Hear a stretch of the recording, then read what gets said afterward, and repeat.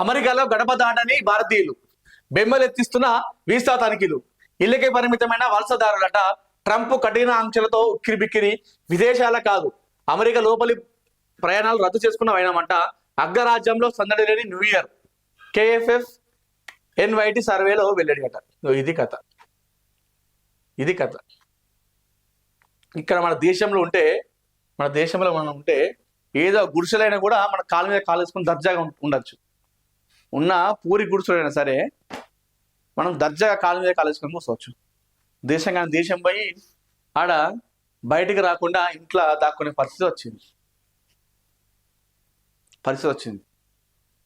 మరి మన దగ్గర లేవా వనరులు, లేవా ఉద్యోగాలు, లేవా అంటే ఉన్నాయి.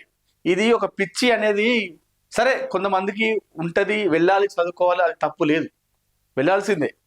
కానీ కొందరు ఏం చేస్తారంటే పలానా కొడుకు అమెరికా వెళ్ళిండు, అరే పలానా బిడ్డ లండన్ పోయింది, నా బిడ్డ పోవద్దా, నా కొడుకు పోవద్దా అనేది మెంటల్లో ఒకటి పెట్టుకొని ఇదే ఆలోచన చేస్తుంటారు. ఇదే ఆలోచన చేసి వాళ్ళు పంపించారని చెప్పేసి వీళ్ళు పంపిస్తుంటారు.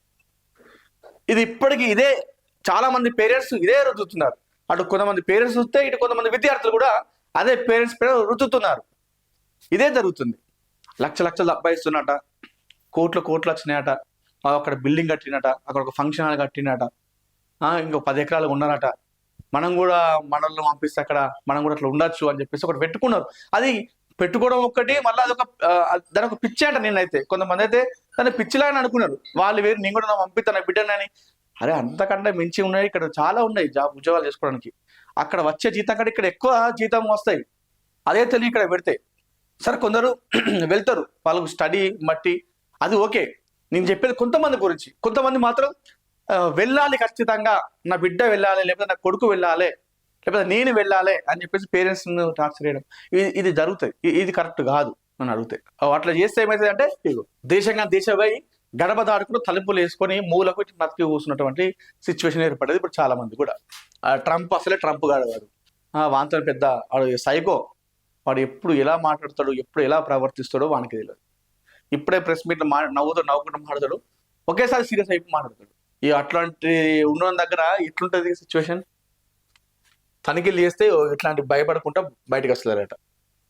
విదేశాలు కాదట, అమెరికాలో కూడా లోపల ఉంటాయి కదా, వేరే దేశం కాదు. ఆ అమెరికాలో ఉండడానికి కూడా, బయటకు పోవడానికి కూడా, ఏదైనా ఒక బ్రెడ్ అవసరమై, లేదంటే ఒక రెస్టారెంట్కి పోతామంటే కూడా, బయటకు వెళ్దామంటే కూడా అక్కడిదక్కడ కూడా బయటకు లేనటువంటి సిచ్యువేషన్ ఏర్పడ్డది. ఎందుకు మనకు అది అవసరం లేదు కదా. నీ ఇక్కడనే ఎక్కడో నీ ఉన్న దగ్గర చేసుకుంటే 30-40 వేలు 50 వేలు నీ కష్టానికి, నువ్వు అంత దూరం అయినా కాబట్టి నీకు ₹1,00,000 వస్తాయి వచ్చి ఇక్కడ మంచిగా అమ్మ నాన్న దగ్గర వండుకుంటూ కాలు మీద కాలు వేసుకుని దర్జాగా బతికే పరిస్థితిని విడిచిపెట్టుకొని దొంగలాగా బతికే అవసరం ఎందుకు వచ్చింది? నేను చెప్తున్నా మళ్ళీ, కొంతమంది మాత్రమే, అందరికి కాదు.